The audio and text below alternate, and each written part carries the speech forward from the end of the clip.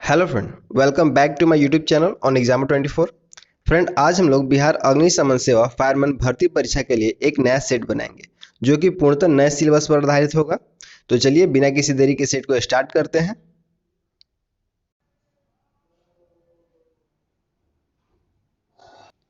किसी वितरण की संक्षिप्त बारंबारता सारणी निम्नलिखित है। यहाँ पे दिया हुआ वर्ग अंतराल और यहाँ पे दिया है बारंबारता। वर्ग अंतराल 20 से 30 यानी ये है 20 से 30 की संचयी बारंबारता बताइए। तो संचयी बारंबारता निकालना है, तो चलिए निकालते हैं। तो यहाँ पे हम लोग निकालेंगे संचयी बारंबारता। तो सबसे पहले हम लोग जो बारंबारता होता है उसको वैसे ही लिख देते हैं। उसके बाद आगे वाले बारंबारता में हम लोग ऐड करके यहाँ पे नीचे में संचयी बारंबारता लिखते हैं। तो यहाँ पे जाएगा 10, 10 में फिर 7 ऐड करेंगे तो हो जाएगा 17। वैसे ही 17 में 2 ऐड करेंगे तो हो जाएगा हमारा 19। और पूछा किसका बारंबारता है, तो 20 से 30 का। तो 20 से 30 का कितना है संचयी बारंबारता हमारा 17। तो ये हो जाएगा हमारा ऑप्शन नंबर सी। नेक्स्ट देखते हैं। ललित ने 624 रुपये में वस्तु खरीदी। उसने एक वस्तु को 14% हानि पर बेचा और दूसरी वस्तु को 14% लाभ पर बेचा। यदि दोनों वस्तुओं का विक्रय मूल्य समान है तो उसकी लागत मूल्य में अंतर क्या होगा। तो चलिए इसको सॉल्व करते हैं। तो हम लोग मान लेते हैं कि जो पहला वस्तु हमारा खरीदा था वो पहला वस्तु x रुपये में खरीदा था। तो हमारा दूसरा वस्तु कितने में हो जाएगा, 624 माइनस x में हो जाएगा। तो पहला वस्तु को हम लोग सेल कर रहे हैं 14% हानि में, तो यहाँ पर हो जाएगा 86/100 इक्वल टू दूसरा वस्तु के लिए हो जाएगा हमारा 624 माइनस एक्स इंटू कितने पे 14% लाभ पे, तो 114/100। बोला है लास्ट में कि विक्रय मूल्य जो है वो समान है। ठीक है, इसको आगे हम लोग सॉल्व करेंगे। डबल जीरो से डबल जीरो कट जाएगा और यहाँ 86 हमारा कट जाएगा 43 बार में और यहाँ पे 114 कट जाएगा 57 बार में। अब मल्टीप्लाई कर देते हैं तो यहाँ पे हो जाएगा हमारा 43x इक्वल टू 57 में 624 मल्टीप्लाई करेंगे तो हो जाएगा हमारा 35568 माइनस 57x। माइनस में है, इस साइड जाएगा तो हो जाएगा हमारा प्लस में, तो हो जाएगा हमारा 100x इक्वल टू 35568। तो x का वैल्यू आ जाएगा हमारा 355.68। यह आ गया हमारा पहला वस्तु का। अब क्या करेंगे, हमारा दूसरा वस्तु को निकालने के लिए तो 624 में से x वाला वैल्यू जो आया है इसको हम लोग माइनस कर देंगे। यहाँ से निकालेंगे दूसरी वस्तु का, तो 624 में हम लोग माइनस करेंगे 355.68। दोनों को माइनस कर देते हैं तो यहाँ पर हो जाएगा हमारा 23.862। ये हो जाएगा हमारा दूसरी वस्तु का। अब पहली वस्तु का और दूसरी वस्तु का दोनों का अंतर पूछा है तो निकाल देते हैं यहाँ पे अंतर। पहली वस्तु हमने सेल किया था 355.68 में और दूसरी वस्तु है हमारा 268.32 में। दोनों को माइनस करेंगे तो यहाँ पे हो जाएगा 36.87, यहाँ पे हो जाएगा हमारा 87.36। तो ये हो जाएगा हमारा ऑप्शन नंबर ए। नेक्स्ट देखते हैं। आधार 3√3 पर 81 के लघु गुणक का मान क्या होगा। तो चलिए इसको सॉल्व करते हैं। लघु गुणक मतलब होता है लॉग। तो यहाँ पे लिखेंगे हम लोग लॉग 3√3 की पावर में 81 इक्वल टू एक्स। उसके बाद हम लोग लिखेंगे 81 इक्वल टू 3√3 के पावर में x। यहाँ पे 81 को हम लोग लिख सकते हैं 3 के पावर में 3 इक्वल टू यहाँ पे हो जाएगा 3 के पावर में 1/3 लिख सकते हैं √3 को और यहाँ पे हो जाएगा x। इसके बाद आगे इसको सॉल्व करेंगे तो हो जाएगा हमारा 3 इक्वल टू x/3। यहाँ पे हो जाएगा हमारा x इक्वल टू 9। ये हो जाएगा हमारा ऑप्शन नंबर बी। नेक्स्ट देखते हैं। यदि a प्लस बी बराबर 8 और ए बी बराबर 12 तो A cube plus B cube का मान ज्ञात करें। तो चलिए इसको सॉल्व करते हैं। यदि a plus B equal to 8 और ए बी इक्वल टू 12 है तो A cube plus B cube का मान क्या होगा। चलिए इसको सॉल्व करें। यहाँ पे a plus B equal to 8 है तो इसको हम लोग क्यू कर देते हैं। a प्लस बी का होल क्यू इक्वल टू 8 का whole cube. a plus B का होल क्यू होता है A cube plus B cube plus 3ab into A plus B equal to 8 का क्यू हो जाएगा 512। उसके बाद हम लिखेंगे A cube plus B cube plus 3। A B का वैल्यू यहाँ पे दिया है 12 तो मल्टीप्लाई कर देंगे 12 और ए प्लस बी का वैल्यू यहाँ पे दिया है 8 तो यहाँ पे कर देंगे 8 इक्वल टू 512। यहाँ पे मल्टीप्लाई कर देंगे इन तीनों को तो हो जाएगा हमारा 288। इसको आगे लिखते हैं। यहाँ पे बच जाएगा हमारा A cube plus B cube plus 288 equal to 512। यहाँ पर हो जाएगा हमारा A cube plus B cube equal to 512 minus 288। दोनों को माइनस करेंगे तो हो जाएगा हमारा 224, यानी ए क्यू प्लस बी क्यू का मान हमारा आ जाएगा 224। ये हो जाएगा हमारा ऑप्शन नंबर सी। नेक्स्ट देखते हैं। एक व्यक्ति ने कुल मिलाकर 9,000 रुपये का निवेश 3 भागों में 3%, 4% तथा 6% वार्षिक साधारण ब्याज पर किया। वर्ष के अंत में उसे तीनों से ब्याज के रूप में बराबर रकम प्राप्त हुई। उसने 6% वार्षिक ब्याज पर कितनी धनराशि का निवेश किया था। चलिए इसको सॉल्व करते हैं। तो यहाँ पे बोला है कि उसको जो निवेश किया है वो अलग अलग अमाउंट जो है निवेश किया उसने। तो मान लेते हैं कि पहले ईयर में उसने एक्स अमाउंट इन्वेस्ट किया है 3% के रेट पर, और यहाँ पे 1 साल के लिए बटन हो जाता है 100 इक्वल टू। सेकेंड ईयर में उसने वाई अमाउंट जो है इन्वेस्ट किया है 4% के इंटरेस्ट से 1 ईयर के लिए by 100 equal to. Third year में उसने जेड अमाउंट इन्वेस्ट किया है 6% के इंटरेस्ट से 1/100। यहाँ पे सब में 100 कट जाएगा तो यहाँ पे बच जाएगा हमारा 3x 4y और यहाँ पे 6z। अब यहाँ पे हम लोग x, y और z का वैल्यू निकालेंगे तो हम लोग इसको हाइड कर देंगे तो हो जाएगा हमारा 6 4 24, तो x का वैल्यू हो जाएगा 24। फिर अब इसको y वालों को हाइड कर देते हैं और इन दोनों को मल्टीप्लाई कर देते हैं, 6 3 18 हो जाएगा। उसके बाद z वाला हाइड कर देंगे और इन दोनों को मल्टीप्लाई कर देंगे तो हो जाएगा हमारा 12। अब कट कर देते हैं इन तीनों को तो बच जाएगा हमारा 4 3 2, यानी x का वैल्यू हुआ हमारा 4, y का वैल्यू 3 और z का वैल्यू 2। तो यहाँ पे टोटल को ऐड करेंगे तो हो जाएगा हमारा 4 3 7 और 2 9। तो टोटल इसमें इन्वेस्ट किया था कितना 9,000 और रेशियो में हमारा कितना आया है 9 आया है। और किसका पूछा है तो 6% वाले का तो कितना था 2 था। तो 9 से 9 कट जाएगा एक बार में तो कितना हो जाएगा हमारा 2000 हो जाएगा। इसका हो जाएगा हमारा ऑप्शन नंबर सी। नेक्स्ट देखते हैं।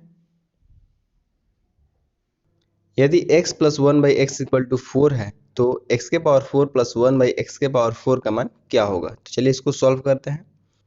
यहाँ पे पहले हम लोग इसको दोनों तरफ से स्क्वायर कर देंगे तो हो जाएगा हमारा a square plus b square plus 2ab equal to 4 का स्क्वायर करेंगे तो हो जाएगा 16। यहाँ से x कट जाएगा तो केवल बचेगा 2, तो यहाँ पे हो जाएगा हमारा x square plus 1/x square equal to 16 minus 2, X square plus 1/x square equal to 14। अब हम लोग इसका स्क्वायर करेंगे तो चलिए आगे इसका स्क्वायर करते हैं। यहाँ पर हो जाएगा हमारा x square plus 1/x square का होल स्क्वायर इक्वल टू 14 का स्क्वायर। अब फिर से इसको तोड़ेंगे हम लोग, A square plus B square plus 2ab करेंगे हम लोग तो फिर से हमारा a और b कट जाएगा तो यहाँ पे बचेगा केवल 2 इक्वल टू 14 का स्क्वायर करेंगे तो हो जाएगा 196।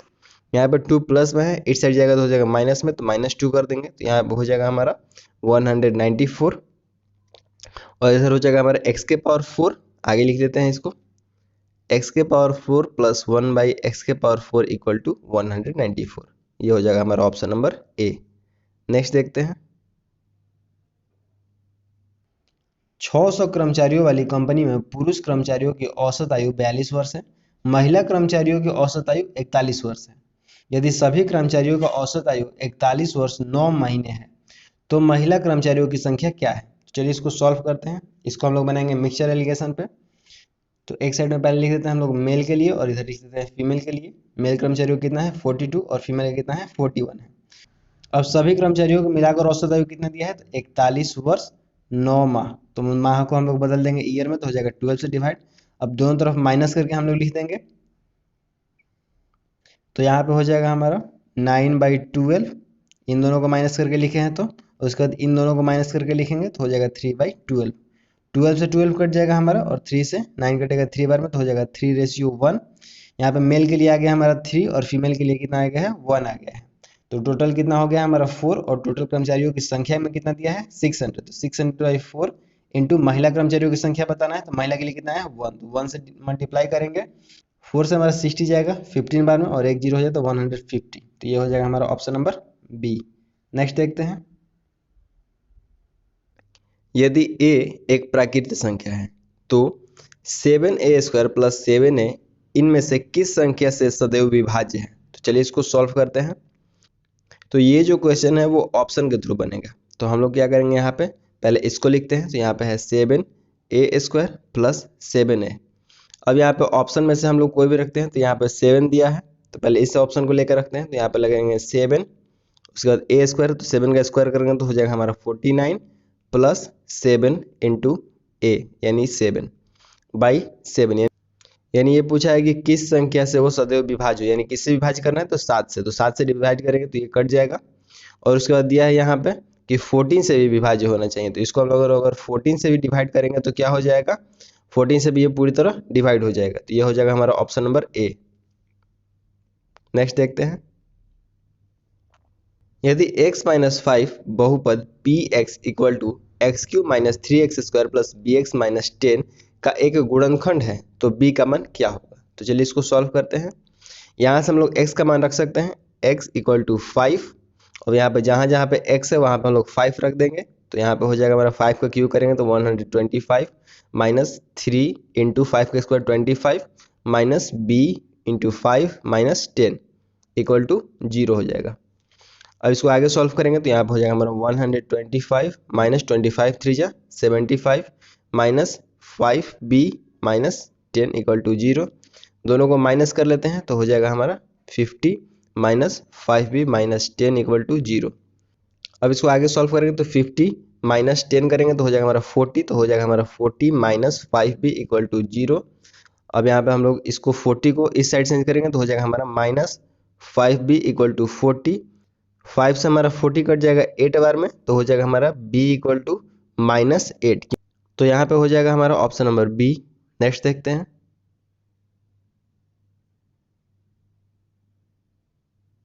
यहाँ पे इसका केवल सरल करना है यानी सिंप्लीफिकेशन करना है, तो इसका मैं डायरेक्ट आपको आंसर बता देता हूँ। इसका हो जाएगा ऑप्शन नंबर बी 51। नेक्स्ट देखते हैं, निम्नलिखित में से अशुद्ध वाक्य कौन सा है। इसका हो जाएगा ऑप्शन नंबर डी, बैठा का समय 4:10 होगा। विद्वान का स्त्रीलिंग है, इसका हो जाएगा ऑप्शन नंबर डी विदुषी। सही वर्तनी वाले शब्द चुनाव कीजिए, इसका हो जाएगा ऑप्शन नंबर डी उज्ज्वल। परिक्रमण शब्द में उपसर्ग है, इसका हो जाएगा ऑप्शन नंबर बी परी। छाती पर सांप लौटना मुहावरे का अर्थ है, इसका हो जाएगा ऑप्शन नंबर बी ईर्ष्या करना। सुख चैन में समास है, इसका हो जाएगा ऑप्शन नंबर बी द्वंद्व समास। सिंह वन में रहता है, रेखांकित में कारक कौन सा है, इसका हो जाएगा ऑप्शन नंबर बी अधिकरण कारक। जल्दी चलो रेखांकित भाग में कौन सा विशेषण है, इसका हो जाएगा ऑप्शन नंबर बी क्रिया विशेषण। पर्वत का पर्वची नहीं है, इसका हो जाएगा ऑप्शन नंबर ए नभ। शाखा का बहुवचन है, इसका हो जाएगा ऑप्शन नंबर सी शाखाएं। Find out which part of a sentence has an error, if there is no error your answer is D. He asked me that if I got 5 crore rupees what I do, इसका हो जाएगा option number A. Choose the meaning of the idioms given below, to leave no stone unturned, इसका हो जाएगा option number B to try with full might.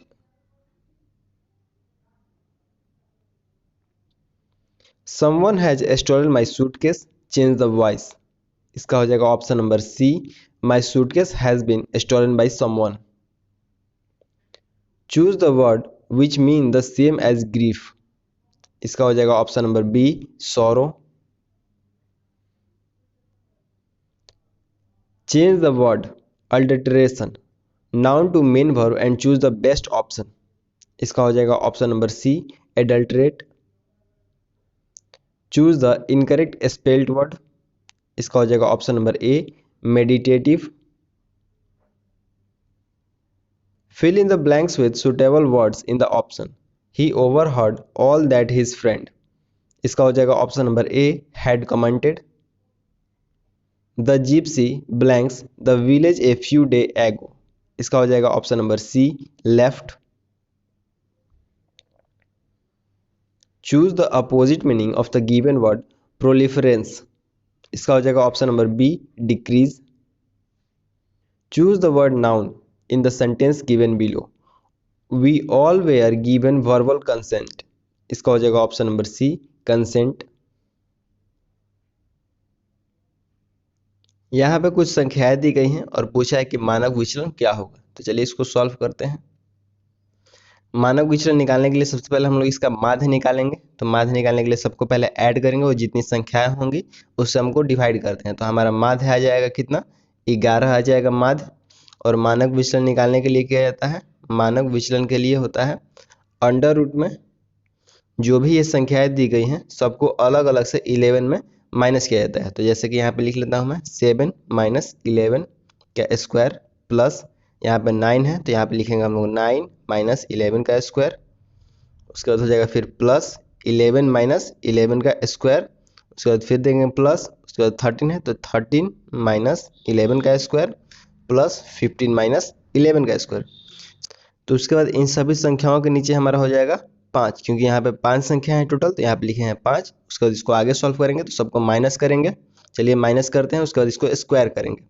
तो minus करने के बाद उसका स्क्वायर करेंगे तो यहाँ पे हो जाएगा हमारा अंडर रूट में 16 plus 4 plus 0 plus 4 plus 16 by 5। अब यहाँ पे इसको सॉल्व करेंगे आगे तो यहाँ पे हो जाएगा हमारा अंडर रूट 20 प्लस 20 बाई 5। यहाँ पे हो जाएगा हमारा 40 बाई 5। अंडर रूट में 5 से 40 कट जाएगा 8 बार में, तो यहाँ पे हो जाएगा हमारा अंडर रूट 8। अंडर रूट 8 को हम लोग कैसे लिख सकते हैं, यहाँ पे हो जाएगा हमारा 2 रूट 2। यहाँ पे हो जाएगा हमारा ऑप्शन नंबर डी। नेक्स्ट देखते हैं, के किस मान के लिए समीकरण X square minus K plus 1x plus 4 equal to 0 के मूल बराबर होंगे। तो चलिए इसको सॉल्व करते हैं। तो जब भी क्वेश्चन में बोलता है कि मूल बराबर करना है तो हम लोग को सॉल्व करेंगे इसको B square equal to 4ac इस फॉर्मूले पे। यहाँ एक्स स्क्वायर है, इसके आगे कुछ नहीं है तो यहाँ पे हो जाएगा 1, तो 1 हमारा हो जाता है a। एक्स के आगे जो भी होता है यहाँ पे b होता है और ये हमारा c हो जाता है। तो इसको हम लोग को पुट करना है इस फॉर्मूला पे। तो बी स्क्वायर करेंगे सबसे पहले तो हो जाएगा हमारा k प्लस 1 का whole square equal to 4। a की जगह पर हम लोग लिखेंगे 1 और c की जगह पर हमारा है 4। यहाँ पर हो जाएगा k प्लस 1 का होल स्क्वायर इक्वल टू 16।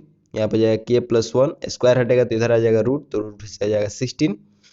उसके बाद हम लोग करेंगे k plus 1 equal two plus minus 4।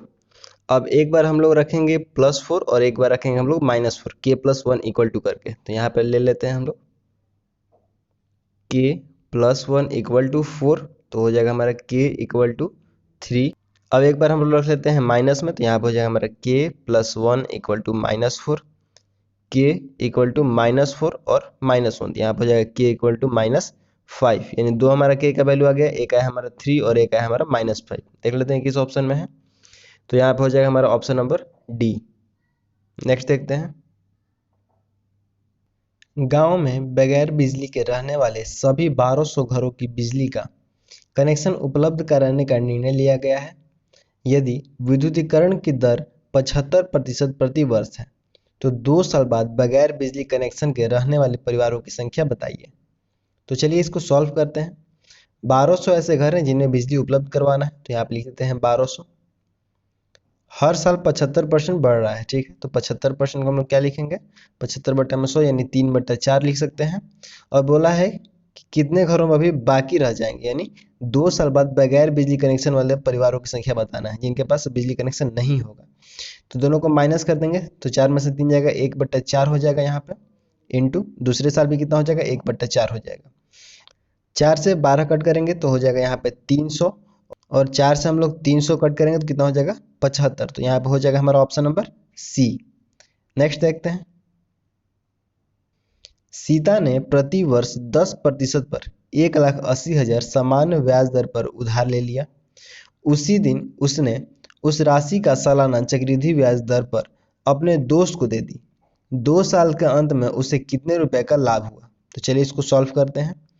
सबसे पहले देखते हैं कि इसको इंटरेस्ट कितना पे करना है, सिंपल इंटरेस्ट से। तो यहाँ पे लिख लेते हैं पी अमाउंट यानी प्रिंसिपल अमाउंट इंटू 10% रेट है और कितने साल के लिए, 2 साल के लिए, बाई 100। 00 से 00 कट जाएगा, मल्टीप्लाई कर देते हैं तो यहाँ पे हो जाएगा 18 टू 36, कितना जीरो है, 2 और 1 30, यानी 36,000 उसको इंटरेस्ट पे करना है 2 साल में सिंपल इंटरेस्ट से, और उसको मिलेगा कितना। तो चलिए इसको आगे निकालते हैं। 1,80,000 इंटू 110/100 इंटू 110/100। यहाँ पे हम लोग 1 प्लस आर बाई 100 को 110/100 लिखें, क्योंकि 1 प्लस आर बाई 100 कर रहे हैं हम लोग। तो आर के जगह पे हम लोग यहाँ पे लिख देते हैं 10, तो यहाँ पे हो जाएगा 100 में 1 से मल्टीप्लाई करेंगे तो 100 और ऊपर हो जाएगा 10, तो यहाँ पे हो जाता है हमारा 110/100। तो इसी को हम लोग ने डायरेक्ट लिखा है 110/100 और इंटू 110/100, क्योंकि 2 साल के लिए है। और यहाँ पे 00 से 00 कट कर देंगे और ये 00 से ये 00 कट कर देते हैं। 11 में 11 से मल्टीप्लाई करेंगे तो हो जाएगा हमारा 121, और इसमें मल्टीप्लाई करेंगे हम लोग 18 से, तो यहाँ पे 18 से मल्टीप्लाई करेंगे तो हो जाएगा हमारा 2,17,800। और अब मिश्र धन, तो मिश्र धन में से हम लोग प्रिंसिपल अमाउंट माइनस करेंगे तो आ जाएगा हमारा इंटरेस्ट। तो माइनस करते हैं, 2,17,800 में से 1,80,000 माइनस कर देंगे तो बच जाएगा हमारे पास 37,800। अब हमारा सिंपल इंटरेस्ट से कितना हमको पे करना था, तो 36,000 पे करना था, तो दोनों को माइनस कर लेते हैं तो हो जाएगा हमारा 1800। ये हो गया हमारा प्रॉफिट, इसका हो जाएगा ऑप्शन नंबर सी। नेक्स्ट देखते हैं, निम्नलिखित में से कौन सा संख्या अपरिमेय है, तो इसका हो जाएगा ऑप्शन नंबर बी। नेक्स्ट देखते हैं, एक बुनकर 150 रुपये की कीमत पर दुकानदार को एक साड़ी बेचता है और 25% लाभ प्राप्त करता है। दुकानदार 30% लाभ के साथ वही साड़ी एक ग्राहक को बेचता है। यदि बुनकर सीधे ग्राहक को साड़ी 180 रुपये पर बेच सकता है तो उसका लाभ प्रतिशत और ग्राहक का लाभ रुपए में क्या होगा। तो चलिए इसको सॉल्व करते हैं। बुनकर ने 150 रुपये में साड़ी बेचा है तो उसको 25% लाभ हुआ है, तो यहाँ पे निकालेंगे हमें पहले उसका कॉस्ट प्राइस कितना था, तो यहाँ पे लिख लेंगे 150 बटा में 125, यानी 25% लाभ पे बेचा है तो इंटू 100 कॉस्ट प्राइस के लिए। तो यहाँ पे आ जाएगा हमारा कॉस्ट प्राइस 120। बुनकर का कॉस्ट प्राइस हो गया 120। अब यहाँ पे बोला है कि आगे कि उसको जो है आगे बेच देता है दुकानदार को, और दुकानदार उसको बेचता है 30% लाभ पर। तो दुकानदार को बेचता है 150 रुपये में, और ये दुकानदार जो है आगे 30% उसको लाभ पे बेचता है। तो यहाँ पे कर लेंगे 130 बटा में 100, यानी कितना में बेच रहा है, तो 195 रुपये में वो बेच रहा है, दुकानदार बेच रहा है कस्टमर को। तो ये हो जाएगा हमारा सेलिंग प्राइस, कस्टमर को बेच रहा है। बुनकर सीधे अगर ग्राहक को 180 रुपये में बेचेगा तो उसका लाभ कितना होगा और ग्राहक का लाभ कितना होगा। तो चलिए इसको आगे देखते हैं। 180 रुपये में बेच रहा है बुनकर ग्राहक को, और पहले उसका कॉस्ट प्राइस कितना था, 120 रुपये था, तो 120 रुपये माइनस कर देते हैं और नीचे लिखते हैं हम लोग कॉस्ट प्राइस, तो कितना उसका प्रॉफिट होगा परसेंट निकाल लेते हैं। माइनस करेंगे तो हो जाएगा हमारा 60, नीचे हो जाएगा 120 इंटू 100, दोनों को कट करेंगे तो नीचे हो जाएगा 2, और 2 से 100 कट जाएगा 50 बार में, यानी कितना उसका प्रॉफिट हो रहा है, 50% का प्रॉफिट हो रहा है। अब हम लोग निकाल लेते हैं ग्राहक को कितना प्रॉफिट हो रहा है। तो पहले वो दुकानदार से लेता था तो उसको पड़ता था 195 रुपये का, लेकिन अब वो डायरेक्ट बुनकर से लेगा तो उसको आएगा 180 रुपये का, तो उसको कितने का प्रॉफिट हुआ, 15 रुपये का, यानी ग्राहक को प्रॉफिट हो रहा है 15 रुपये का और बुनकर को प्रॉफिट हो रहा है 50% का। तो ये हो जाएगा हमारा ऑप्शन नंबर बी। नेक्स्ट देखते हैं, एक छोटी संख्या के 20% को एक बड़ी संख्या के 25% में जोड़ा जाता है। ऐसा करने से मिला उत्तर दोनों संख्याओं के योग का 23% है। बड़ी संख्या छोटी संख्या से 4 अधिक है, तो संख्या ज्ञात करें। तो चलिए इसको सॉल्व करते हैं। तो यहाँ पर छोटी संख्या हम लोग y मान लेते हैं और बड़ी संख्या हम लोग x मान लेते हैं। तो हम लोग निकालेंगे y का 20%, तो y का 20% प्लस x का 25%, दोनों को जोड़ा जाता है बोल रहा है, तो जोड़ देते हैं यहाँ पे x प्लस वाई, तो कितना हो जा रहा है 23%, तो यहाँ पे लिख लेंगे 23 बटा में 100, यहाँ पे सब में 100 कट जाएगा, ऊपर वाले को केवल मल्टीप्लाई कर देते हैं, तो यहाँ पे हो जाएगा हमारा 20y plus 25x equal to 23x plus 23y। अब इसको आगे सॉल्व करते हैं, तो यहाँ पे है हमारा 20y प्लस में है यहाँ पे, इधर आएगा माइनस 23y, आगे 23x प्लस में है तो हो जाएगा माइनस 25x। इसको आगे सॉल्व करते हैं, तो यहाँ पे हो जाएगा हमारा minus 3y equal to minus 2x, minus से माइनस कट जाएगा और यहाँ पे हम लोग लिख सकते हैं 3y इक्वल टू 2x। अब यहाँ पे बोला है कि बड़ी संख्या छोटी संख्या से 4 अधिक है, तो बड़ी संख्या कौन सी है हमारी, x है, तो यहाँ पे करेंगे x minus Y equal to 4, तो हम लोग x बराबर लिख सकते हैं 4 प्लस वाई, और हमारा जो वैल्यू आया था वो आया था 3y इक्वल टू 2x, तो यहाँ पे लिख लेते हैं 3y इक्वल टू 2। एक्स की जगह पे हम लोग लिख सकते हैं 4 प्लस वाई और मल्टीप्लाई कर देते हैं, तो यहाँ पे हो जाएगा 4 2 जा 8 प्लस 2y। यहाँ पे हमारा y का वैल्यू आ जाएगा 8। अब इस y के वैल्यू को हम लोग पुट कर देते हैं यहाँ पे x equal to 4 plus Y में, तो हो जाएगा हमारा x इक्वल टू 4 प्लस 8 यानी x इक्वल टू कितना हो गया 12। तो हमारी छोटी संख्या थी y, तो हमारा हो गया 8 और बड़ी संख्या हमारी थी x, तो हो जाएगा यहाँ पे 12। तो यहाँ पे हो जाएगा 8 और 12, ये हो जाएगा हमारा ऑप्शन नंबर डी। नेक्स्ट देखते हैं 7/9, 14/15 और 7/10 का महत्तम संपूर्णांक ज्ञात करें। तो जब भी ऐसा क्वेश्चन आता है हमारे पास बट्टा में और पूछता है महत्तम संपूर्णांक, तो ऊपर वाले का हम लोग महत्तम संपूर्णांक निकालेंगे और नीचे वाले का हम लोग लसा निकाल देते हैं। और यहाँ पे जब भी लसा पूछता है तो ऊपर वाला का लसा निकलता है और नीचे वाले का महत्तम संपूर्णांक निकलता है। ठीक है, तो चलिए पहले ऊपर वाले का हम लोग HCF निकालते हैं। ऊपर वाले का HCF निकालेंगे तो हो जाएगा हमारा 7 और नीचे वाले का हम लोग LCM निकालते हैं, तो LCM निकालेंगे तो हो जाएगा 90। तो ये हो जाएगा हमारा ऑप्शन नंबर डी। नेक्स्ट देखते हैं नीचे दिए गए समीकरण को हल करें। तो यहाँ पे एक समीकरण दिया गया है, ये सिंप्लीफिकेशन है, इसको आप लोग सॉल्व कर सकते हैं। इसका मैं आंसर बता देता हूँ, इसका हो जाएगा ऑप्शन नंबर सी। नेक्स्ट देखते हैं एक ठोस वस्तु के मध्य भाग में लंबवृत्तीय बेलनाकार का आकार यानी लंबाई उसका दिया है 14 सेंटीमीटर। बेलनाकार का एक छोर लंबवृत्तीय शंकु है और दूसरा छोर गोलार्ध है।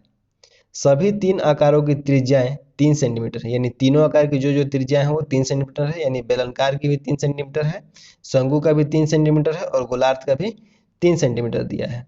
यदि शंकु और गोलार्ध समेत बेलनाकार वस्तु की लंबाई 21 सेंटीमीटर है, यानी तीनों की लंबाई मिलाकर कितना दिया हुआ है 21 सेंटीमीटर, तो घन सेंटीमीटर में ठोस वस्तु का क्षेत्रफल ज्ञात कीजिए। तो चलिए इसको सॉल्व करते हैं। पहले एक बेलन बना लेते हैं और यहाँ पे बोला है कि एक शंकु है, तो शंकु बना लेते हैं और ऊपर में क्या है इसका गोला है, तो गोला बना लेते हैं। अब यहाँ पे बेलन की जो लंबाई दिया हुआ है वो दिया है हमारा 14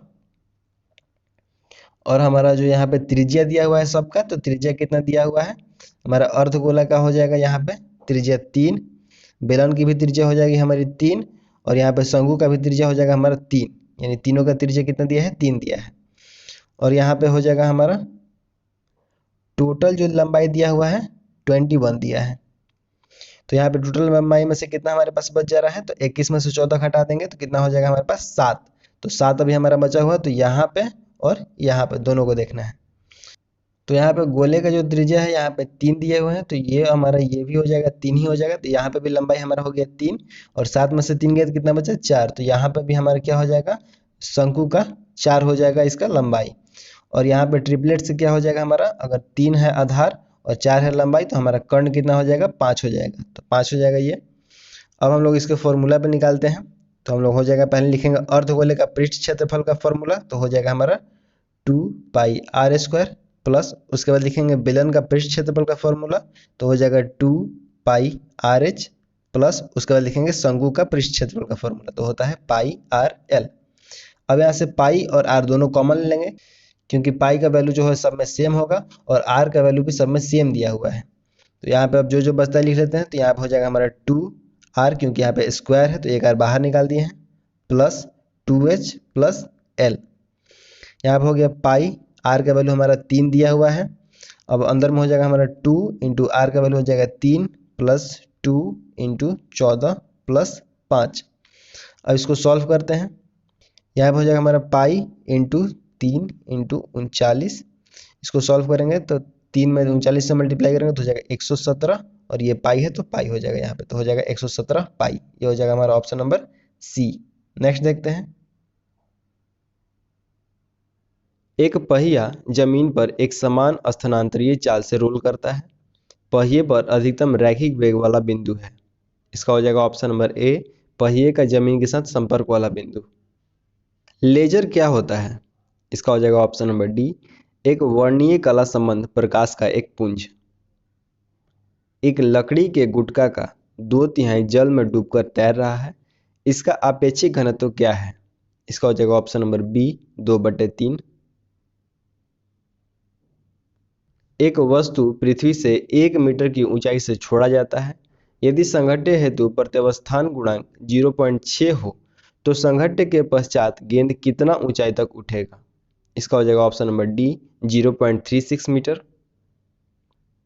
यदि किसी गेंद को ऊर्ध्वाधर रूप से ऊपर फेंका जाए तो गुरुत्वीय त्वरण, इसका हो जाएगा ऑप्शन नंबर ए गेंद की गति की विपरीत दिशा में होगा। एक लड़के का भार 300 न्यूटन है। एक मकान की दूसरी मंजिल जिसकी ऊंचाई 7 मीटर है तक चढ़ने के बाद वह वापस नीचे आ जाता है तो वह कितना कार्य करता है? इसका हो जाएगा ऑप्शन नंबर सी 0। किसी कोयले की खदान समुद्र तल तथा पर्वत की चोटी पर किसी वस्तु का भार क्रमशः W1, W2 तथा W3 है तो इसका हो जाएगा ऑप्शन नंबर ए।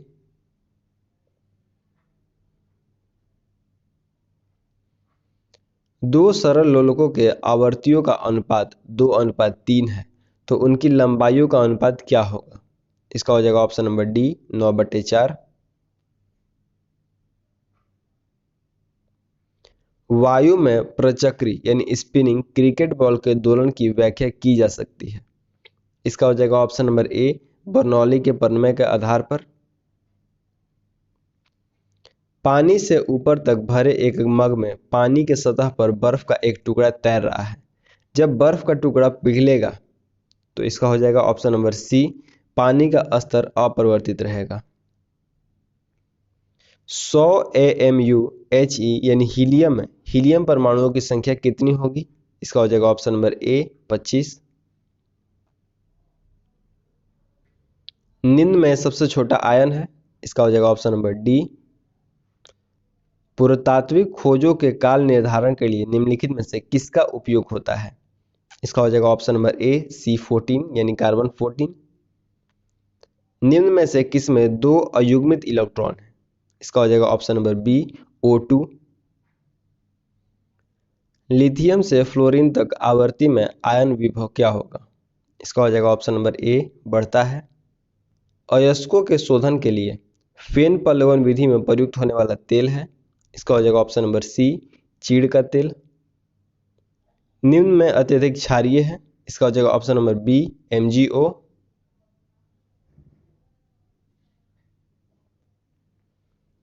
बुझा हुआ चूना किसके निर्माण में प्रयुक्त किया जाता है? इसका हो जाएगा ऑप्शन नंबर ए सीमेंट। निम्न में से कौन सा एक स्वतंत्र जीवित नाइट्रोजन स्थिरीकरण जीवाणु है? इसका हो जाएगा ऑप्शन नंबर ए अजोटोबैक्टर। स्वादिष्ट भोजन देखकर मुंह में पानी आ जाता है यह, इसका हो जाएगा ऑप्शन नंबर बी स्नायु संबंधी प्रतिक्रिया है। नाड़ी की धड़कन यानी प्लस बीट किससे मापी जाती है? इसका हो जाएगा ऑप्शन नंबर डी धमनी से। कोशिका विभाजन को प्रेरित करने वाला पादप हार्मोन कौन सा है? इसका हो जाएगा ऑप्शन नंबर सी काइनिन। निम्नलिखित में से कौन सा एक प्रेरित अनुकुचन गति का उदाहरण नहीं है? इसका हो जाएगा ऑप्शन नंबर ए अधोकुचन। एक स्तनधारी जो अंडे देता है, इसका हो जाएगा ऑप्शन नंबर डी बतख चोच प्लेटिपस। तुर्को रूप जड़ें किसमें पाई जाती हैं? इसका हो जाएगा ऑप्शन नंबर ए मूली में। अर्धसूत्री विभाजन की किस अवस्था में क्रॉसिंग ओवर होता है? इसका हो जाएगा ऑप्शन नंबर ए प्रोफेस 1 में। विश्व में गौरैया की घटित संख्या के प्रति लोगों का ध्यान आकर्षित करने के उद्देश्य से खाली स्थान को विश्व गौरैया दिवस मनाया जाता है। कब मनाया जाता है? इसका हो जाएगा ऑप्शन नंबर ए 20 मार्च को। भारत द्वारा विकसित किस ICBM की मारक क्षमता 2000 किलोमीटर से अधिक है? इसका हो जाएगा ऑप्शन नंबर डी अग्नि 2। गरडी कहाँ का लोक नृत्य है? इसका हो जाएगा ऑप्शन नंबर सी पुडुचेरी का।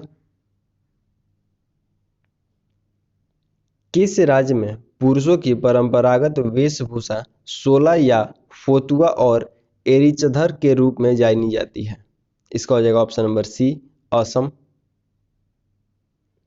New dimension of India's foreign policy पुस्तक के लेखक कौन है? इसका हो जाएगा option number A AB Vajpayee. Indrani Rahman किस नृत्य की नृत्यांगना है? इसका हो जाएगा ऑप्शन नंबर सी ओडिसी। राष्ट्रीय प्रतिरक्षा विज्ञान संस्थान कहाँ स्थित है? इसका हो जाएगा ऑप्शन नंबर बी, नई दिल्ली। अंतर्राष्ट्रीय परमाणु ऊर्जा एजेंसी का मुख्यालय कहाँ स्थित है? इसका हो जाएगा option number A, Vienna. Kaurava राजवंश का संस्थापक कौन था? इसका हो जाएगा ऑप्शन नंबर सी, वासुदेव। प्रांतीय सरकारों का गठन निम्नलिखित में से किस अधिनियम के तहत किया गया था? इसका हो जाएगा ऑप्शन नंबर ए, 1935 का अधिनियम। मोपला विद्रोह 1921 कहाँ हुआ? इसका हो जाएगा ऑप्शन नंबर बी, मालाबार तट पर। मुगल दरबार में सन 1717 में भेजे गए अंग्रेज दूत मंडल का प्रमुख कौन था जिसने मुगल सम्राट फर्रुखसियर से शाही फरमान प्राप्त किया? इसका हो जाएगा option number D, John Surman. Sirajuddaula ने 1756 ईस्वी में अंग्रेजों को हराकर किस शहर पर अधिकार प्राप्त कर लिया था? इसका हो जाएगा ऑप्शन नंबर सी, कलकत्ता। प्रथम विश्व युद्ध में यू बोट पनडुब्बियों का व्यवहार किस राष्ट्र ने किया? इसका हो जाएगा ऑप्शन नंबर बी, जर्मनी। भारतीय समाचार पत्रों के मुक्तिदाता के रूप में कौन गवर्नर जनरल विख्यात है? इसका हो जाएगा option number D, Lord Metcalfe. संवाद कैमुदी का प्रकाशन किस भाषा में हुआ? इसका हो जाएगा ऑप्शन नंबर बी, बांग्ला में। पूर्व व वर्तमान चट्टानों के ढीले और टूटे भागों में जिन चट्टानों का निर्माण होता है उन्हें क्या कहते हैं? इसका हो जाएगा ऑप्शन नंबर सी, औसादी चट्टानें। निम्नलिखित में से किस क्षेत्र से भूमध्य रेखा गुजरती है? इसका हो जाएगा ऑप्शन नंबर ए, अफ्रीका से। संसार का सबसे अधिक आर्द्र महाद्वीप है? इसका हो जाएगा ऑप्शन नंबर डी, दक्षिण अमेरिका। ओजोन परत कहाँ पाया जाता है? इसका हो जाएगा ऑप्शन नंबर सी, समताप मंडल में। दिल्ली से मथुरा तथा वाराणसी होते हुए कलकत्ता को कौन सा राष्ट्रीय राजमार्ग जोड़ता है? इसका हो जाएगा ऑप्शन नंबर बी, NH2।